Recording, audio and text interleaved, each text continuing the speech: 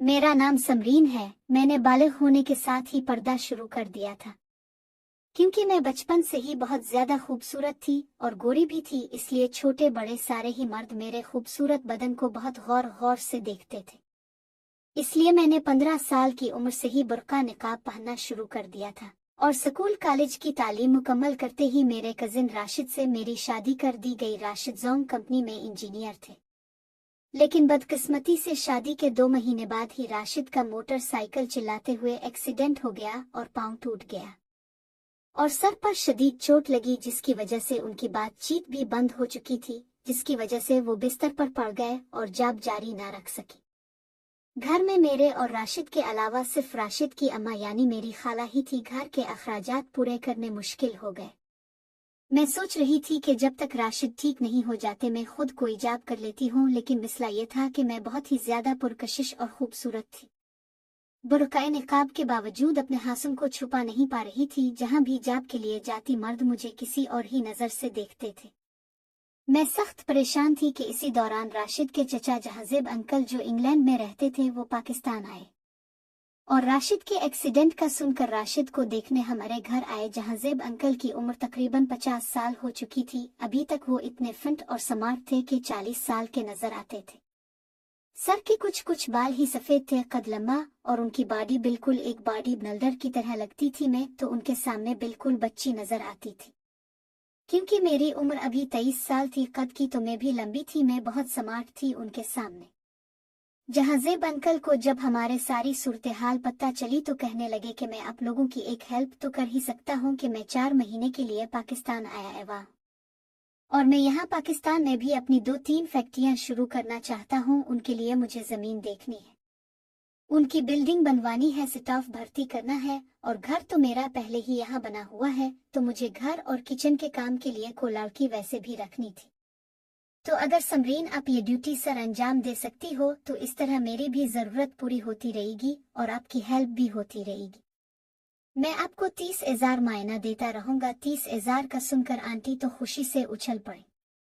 अरे क्यों नहीं जहाजेब भाई, हमारी समरीन बेटी के हाथ के बने हुए खाने आप खाएंगे तो इंग्लैंड के खानों को आप भूल जाएंगे। लेकिन मैंने कहा वो अंकल आपका घर तो बहरिया टाउन में है, वहाँ तो कोई पब्लिक ट्रांसपोर्ट भी नहीं आती जाती, मैं कैसे आया करूंगी। जहाजेब अंकल कहने लगे अरे यहाँ से 15-20 मिनट की ड्राइव तो है, मैं खुद तुम्हें अपनी गाड़ी में घर से खुद लेने और छोड़ने आया करूंगा, तुम बिल्कुल टेंशन ना लो। अंकल की बातें सुनकर मैं और आंटी बहुत खुशी हो गई और राशिद तो अभी नींद बेहोशी की हालत में थे। डॉक्टर्स के मुताबिक उनकी ज़ेना हालत को नॉर्मल होने में 6 महीने लग सकते हैं। अंकल ने कहा अगर आप लोग खुशी से राजी हैं तो मैं कल से सुबह 8 बजे समरीन को घर से ले जाया करूंगा और 3 बजे वापस छोड़ जाया करूंगा।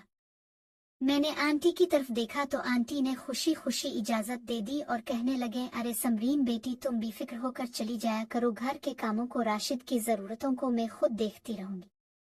और जहाजेब भाई कौन सा गैर है, जिस तरह ये राशिद के अंकल है तो इसी तरह तुम्हारे भी अंकल है, तुम्हारा बहुत ख्याल रखा करेंगे। राशिद अंकल ये सुनकर बहुत खुशी से खिल उठे और ये कहते हुए चले गए कि कल से सुबह 8 बजे मैं आ जाया करूंगा, अब तैयार रहना। अगले दिन अंकल जहाजेब सुबह 8 बजे से भी पहले पहुंच गए थे मुझे लेने के लिए। मैं जल्दी तैयार हुई और बुर्का निकाब पहना और अंकल की गाड़ी की पिछली सीट पर बैठ गई, लेकिन अंकल कहने लगे अरे पगली, आगे वाली सीट पर बैठो।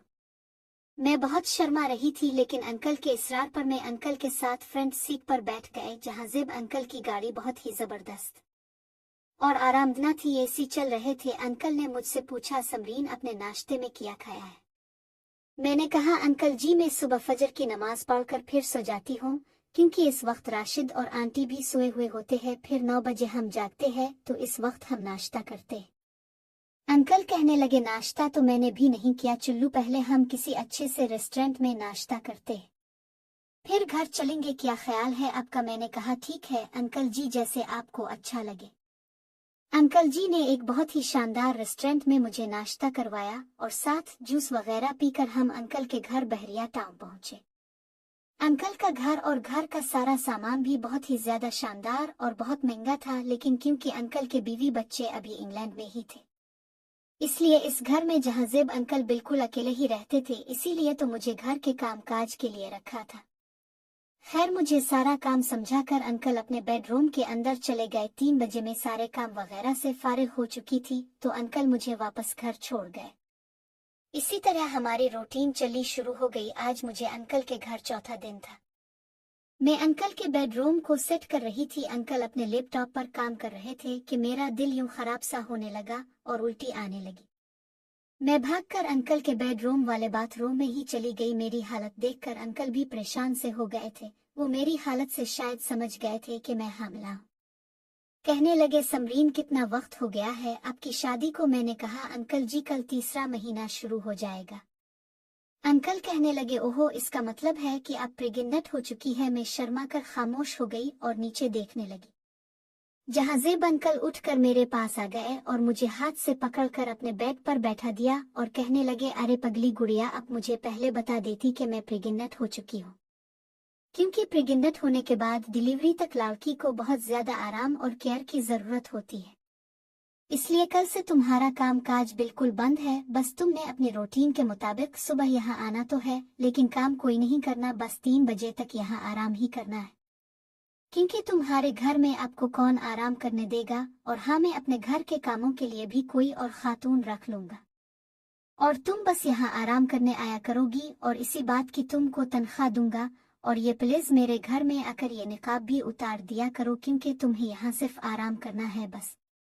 ये कहकर अंकल खुद ही मेरा निकाब उतारने लगे। मैं बहुत शर्मा रही थी। जब जहाजेब अंकल ने मेरे सुर्ख और सफेद खूबसूरत चेहरे को देखा तो अंकल बेसाख्ता माशाअल्लाह माशाअल्लाह कहने लगे। मैं शर्मा भी रही थी और मुस्करा भी रही थी। अंकल कहने लगे, समरीन अब तो बिल्कुल एक खूबसूरत गुलाब की तरह हो यार, और उम्मीद है आपका बच्चा या बच्ची भी आप ही की तरह इंतहाई खूबसूरत हो। मैंने भी मुस्करा कर आमीन बोल दिया और अंकल भी हंसने लगे। अंकल मेरे बेड पर ही मेरे पास बैठे हुए थे और मेरा सर दबाने लगे और कहने लगे, लेकिन समरीन उन दिनों में आपके शोहर को बीमार नहीं होना चाहिए था।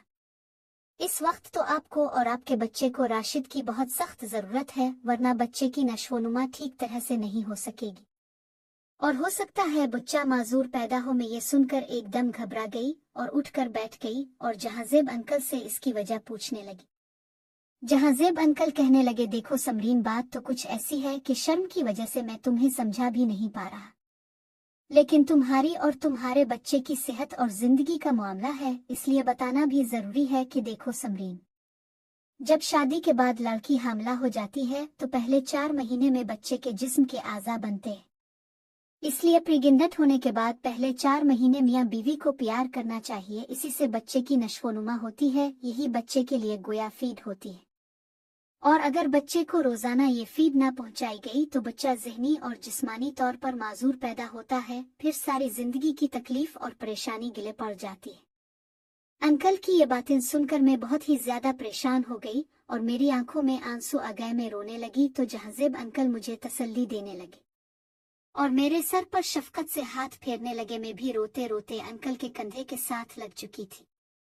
अंकल मुझे बहुत प्यार करने लगे और मुझे तसल्ली देने लगे कि शायद कुदरत ने इसी वजह से मुझे तुम्हारे साथ मिलाया है और बात यहाँ तक पहुँचा दी है कि आपकी सास खाला के नजदीक तो आप मेरे घर जॉब कर रही हो, लेकिन असल में तुम्हें अब यहाँ सिर्फ आराम करना है।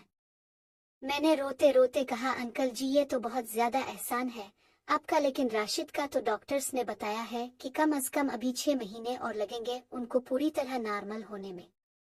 तो मेरे बच्चे का क्या बनेगा? मैं किसी भी सूरत में एक माजूर बच्चे की मां नहीं बनना चाहती।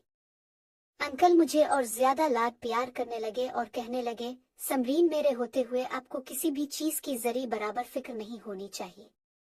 बस अब तुम रोना बंद करोगी और बिल्कुल पहले की तरह कनेले हुए खूबसूरत गुलाब की तरह अपने अंकल को देखोगी। ओके देखो जरा मेरी तरफ। में शर्माते हुए मुस्कुरा दी। अंकल ने अपने हाथों से मेरे आंसू साफ किए और मुझे अपने सीने के साथ लगाकर कहने लगे, समरीन इसका वाहिद और बिल्कुल सीक्रेट हल ये है, अपना ये मसला हल करवाने के मुझे ही ये सादत सौंप दो प्लीज। देखो मेरी बात का बुरा ना मनाना, ये सब बहुत ही ज्यादा राजदारी के साथ हो जाएगा और तुमने वैसे भी यहाँ रोजाना आना तो है और उसके बावजूद मैं तुमको तुम्हारी सैलरी देता रहूंगा और उसके अलावा भी आपको बहुत कुछ दूंगा। प्लीज अपनी जरूरत और मजबूरी की नजाकत को समझो। मैं भी अंकल की सारी बातें सुनकर यही महसूस कर रही थी कि इससे बेहतर और कोई हल नहीं है। मेरे बच्चे की सेहत के लिए, इसलिए मैं खामोश हुई और मेरी खामोशी गोया जहाजिब अंकल के लिए ग्रीन सिग्नल था। थोड़ी देर तक मैं यूं ही अंकल के सीने के साथ लगकर सोचने लगी। इसके बाद मैंने शर्माते हुए अंकल जी से ये वादा कर लिया। अंकल कहने लगे, मैं कल बैंक में आपके साथ जाकर आपके नाम का अलग अकाउंट भी खुलवा दूंगा और वापस इंग्लैंड जाने के बाद भी आपकी सैलरी और आपके लिए मजीद गिफ्ट की रकम हर महीने भेजता रहूंगा। मैं ये सुनकर बहुत ही ज्यादा खुश हो गई। इस दिन के बाद जब तक 4-5 महीने जहाजिब अंकल पाकिस्तान में रहें, वो मुझे रोजाना इसी तरह सुबह 8 बजे घर से पिक करते। पहले हम किसी बेहतरीन रेस्टोरेंट से नाश्ता करते, जूस पीते और सारा दिन बातें करते, और 3 बजे किसी अच्छे से रेस्टोरेंट पर जाकर लंच करते।